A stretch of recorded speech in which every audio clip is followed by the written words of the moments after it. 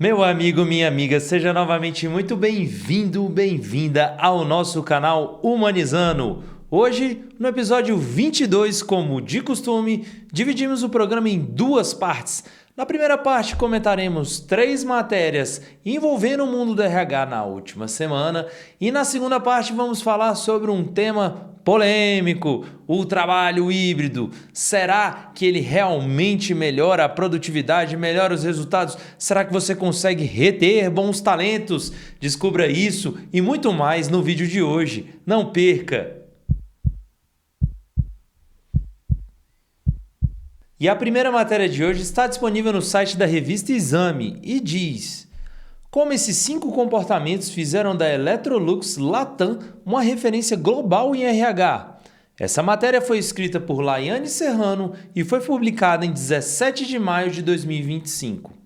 Essa matéria traz uma entrevista com a vice-presidente de RH da empresa Electrolux, a senhora Valéria Balasteguin. E ela explica um pouquinho sobre a sua trajetória na empresa, em que ela entrou há 30 anos como estagiária e conseguiu construir uma carreira sólida dentro da própria empresa. E a Valéria pôde acompanhar a mudança cultural que ocorreu dentro da própria empresa. E nas palavras dela: quando entrei, achava impossível alguém passar 20 anos em uma empresa. Hoje, sou eu quem conta essa história aos novos estagiários.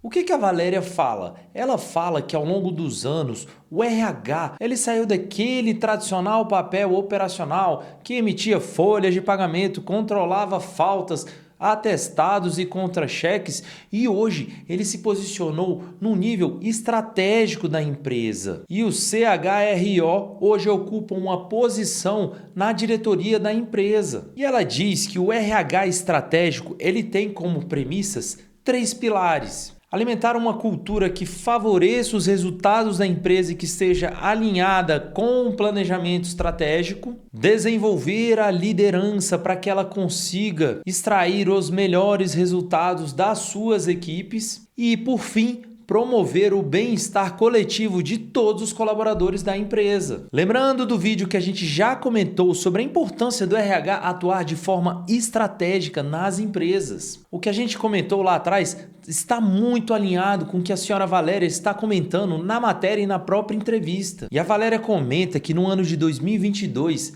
ela atuou num projeto muito emblemático dentro da Electrolux, que foi a criação da Academia de Liderança Humanizada. E essa academia tem como premissa 5 pilares que envolvem as equipes de alta performance. O primeiro pilar é a segurança psicológica, coisa que a gente já falou em um vídeo só sobre isso. Ela falou que os colaboradores da Electrolux, eles têm que ter liberdade, têm que ter espaço para demonstrar as suas fraquezas, errar e também questionar, tirar suas dúvidas com relação às coisas que são feitas. O segundo pilar envolve o conflito produtivo. É saudável que as pessoas tenham discussões construtivas e discussões que tenham como foco os problemas e não as pessoas. O terceiro pilar é o comprometimento real dos colaboradores com as decisões que são tomadas coletivamente. O quarto pilar é a responsabilidade mútua. Como as decisões são tomadas de forma coletiva,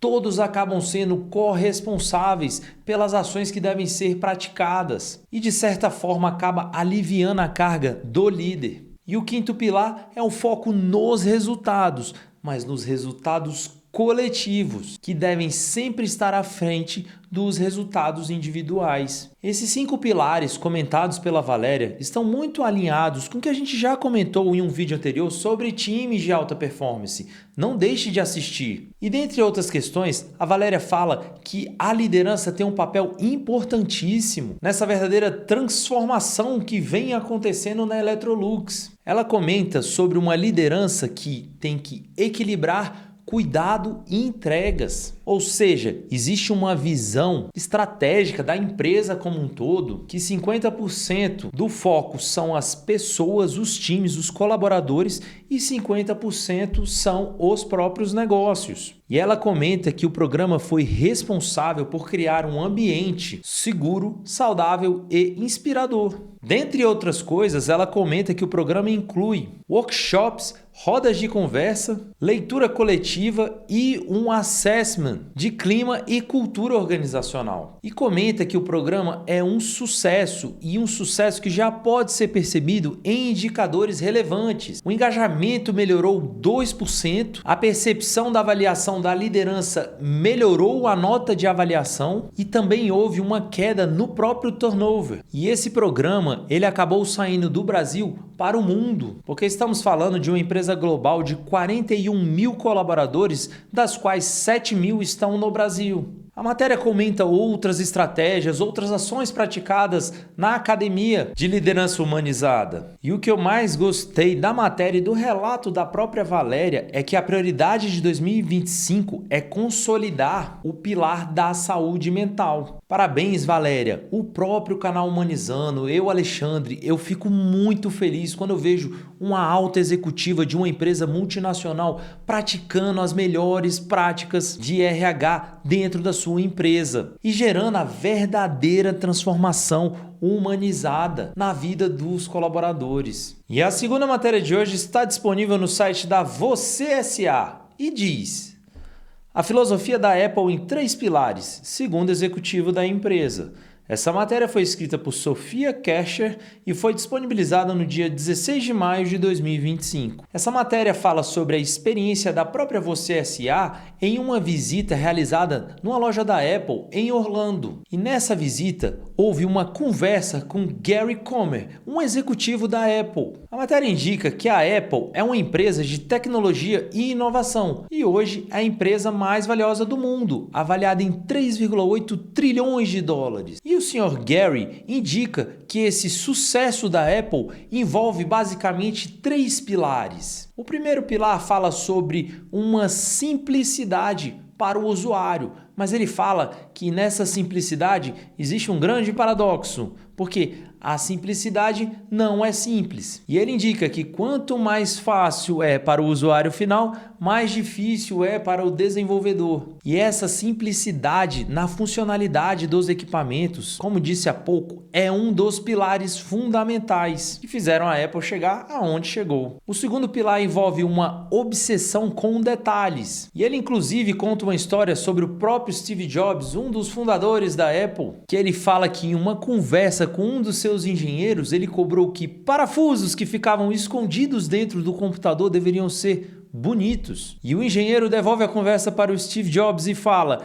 mas ninguém vai ver estes parafusos. E ele responde dizendo: mas eu vou ver e você vai ver. E o Gary conta essa história com orgulho, dizendo que os detalhes são importantíssimos, são fundamentais para uma alta qualidade e um alto padrão dos produtos Apple. E o terceiro pilar envolve os colaboradores da Apple, envolve a cultura organizacional. Lembro que a gente já falou sobre cultura organizacional em um vídeo passado. E ele comenta que na Apple todos podem e devem ser criativos. E ele fala sobre um ambiente que incentiva e promove a criatividade em todos os níveis da empresa. Eu particularmente gostei desse relato do Sr. Gary. Ele fala mais ou menos uma coisa que a gente comenta em todos os vídeos aqui. Quando você tem uma empresa, a empresa ela é fundamentada pela missão, visão, valores, o planejamento estratégico dos seus sócios fundadores e eles idealizam as coisas que eles acham que a empresa deve fazer.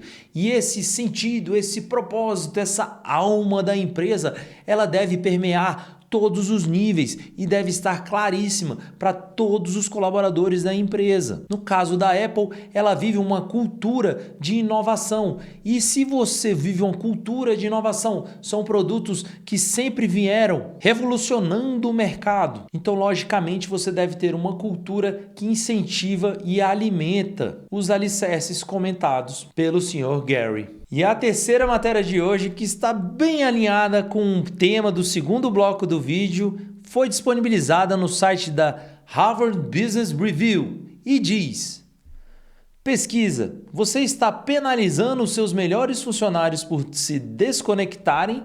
Essa matéria foi escrita por Eva Buechel e Elisa Solinas, disponibilizada no dia 12 de maio de 2025 no site da própria Harvard Business Review. Essa matéria fala sobre um paradoxo envolvendo os empregados que dividem a sua vida profissional da sua vida pessoal. E ela indica que já existe um senso comum envolvendo um esgotamento mental de pessoas que não se desconectam do seu trabalho e que essas pessoas acabam tendo uma queda na sua saúde mental e, consequentemente, na própria produtividade. E se existe um sentimento envolvendo um excesso de esforço que, na verdade, reduz os resultados, gera um adoecimento, um estresse e reduz os níveis de produtividade dos colaboradores, não faria sentido continuar promovendo essa cultura da tal disponibilidade constante. E a matéria fala sobre uma pesquisa que indicou que até líderes que incentivam a desconexão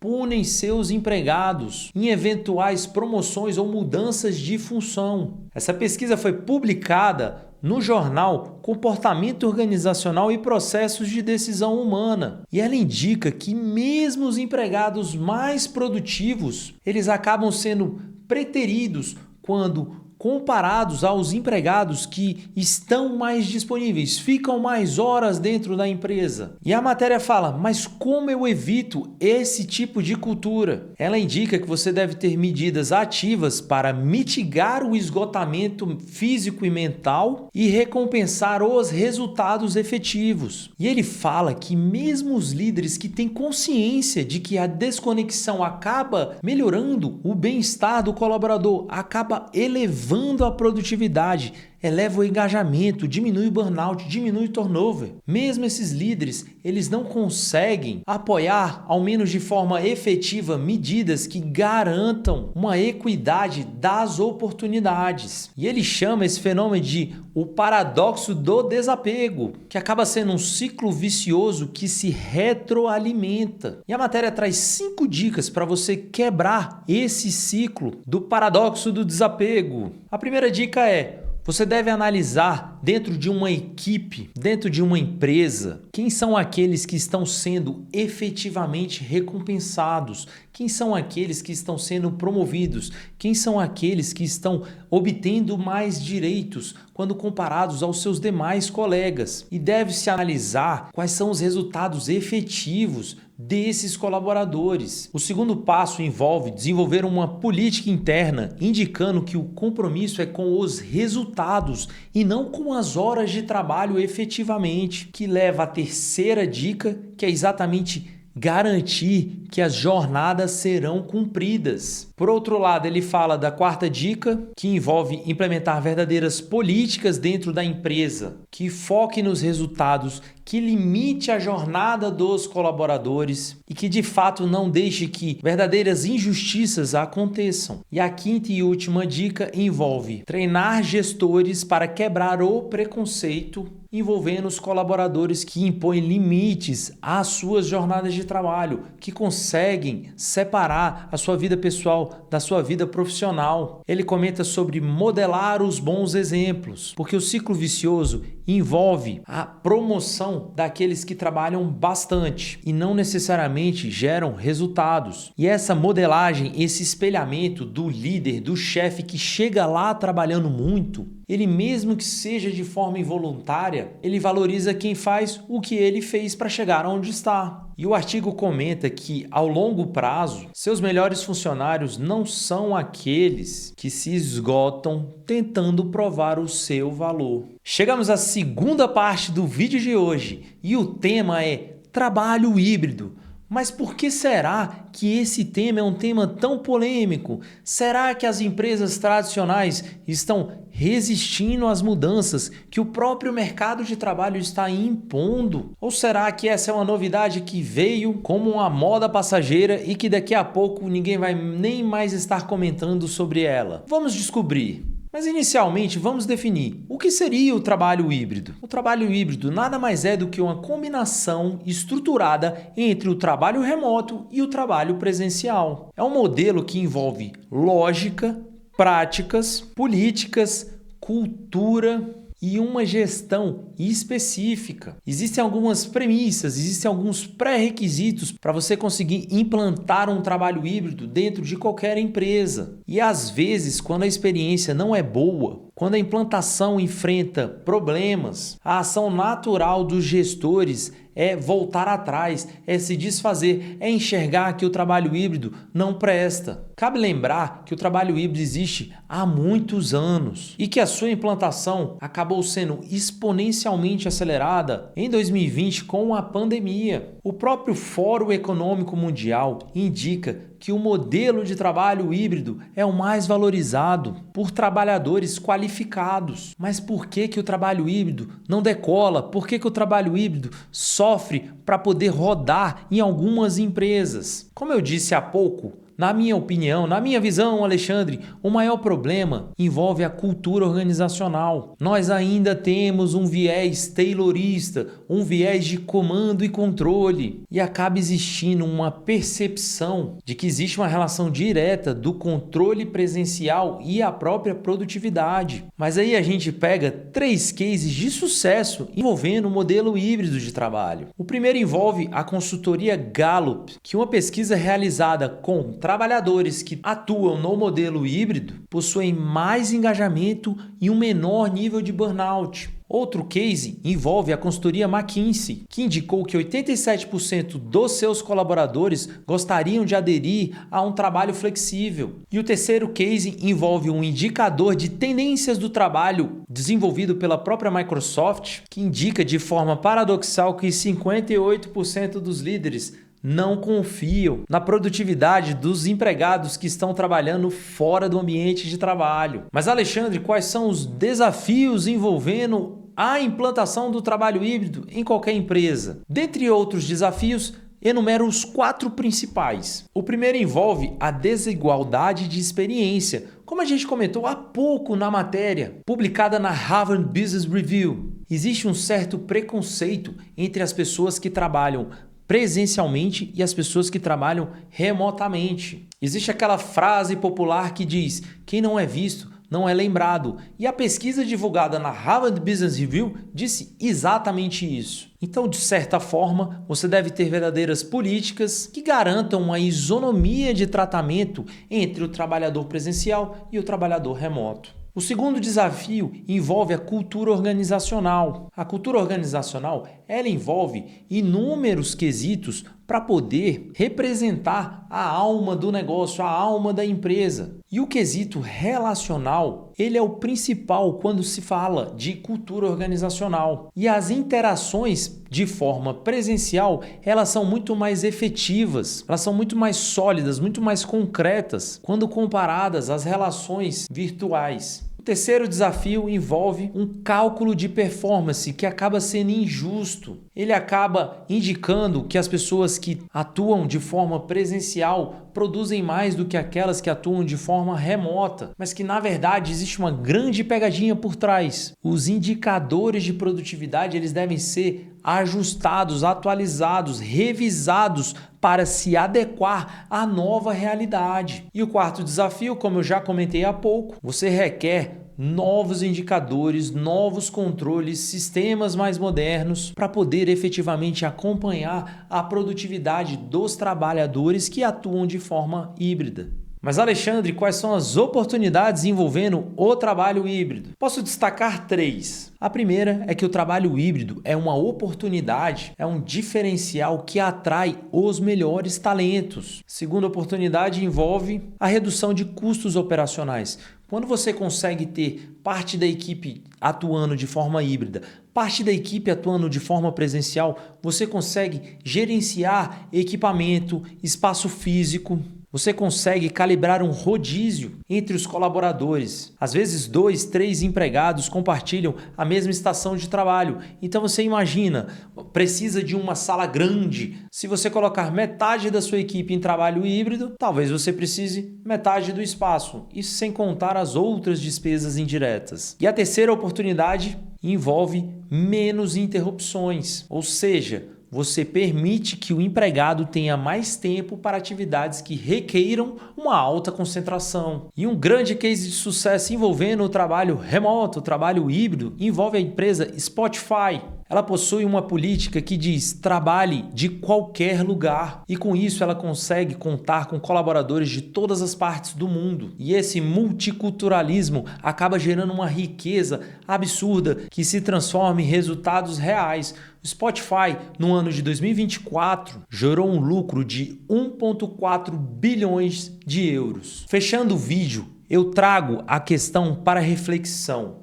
O trabalho híbrido, ele é a melhor forma de trabalho para a minha empresa? A resposta simples é: depende, porque a sua empresa ela precisa estar preparada, os seus colaboradores devem ter maturidade para poder atuar de forma híbrida. Então, de certa forma, muita gente enxerga que o trabalho remoto, o trabalho híbrido, ele acaba sendo um benefício para os empregados. Mas conforme eu disse há pouco, ele também pode ser um benefício muito maior para a própria empresa. E no final, a gente tem que lembrar que a relação de trabalho é uma relação mútua. Empregador e empregado tem que ter um bom relacionamento, tem que ter um diálogo aberto. É uma via de mão dupla, onde os dois se ajudam. Se existe uma necessidade, se existe uma vontade do colaborador atuar de forma híbrida, de forma remota, e que isso não vá prejudicar as atividades e que a empresa possa atender à demanda do colaborador, que seja atendida, porque no final nós temos que tratar os empregados da melhor forma possível, porque o empregado trabalhando da melhor forma possível, ele eleva seu bem-estar, aumenta o engajamento, melhora a saúde mental, diminui burnout, diminui turnover e, por fim, eleva os resultados da própria empresa.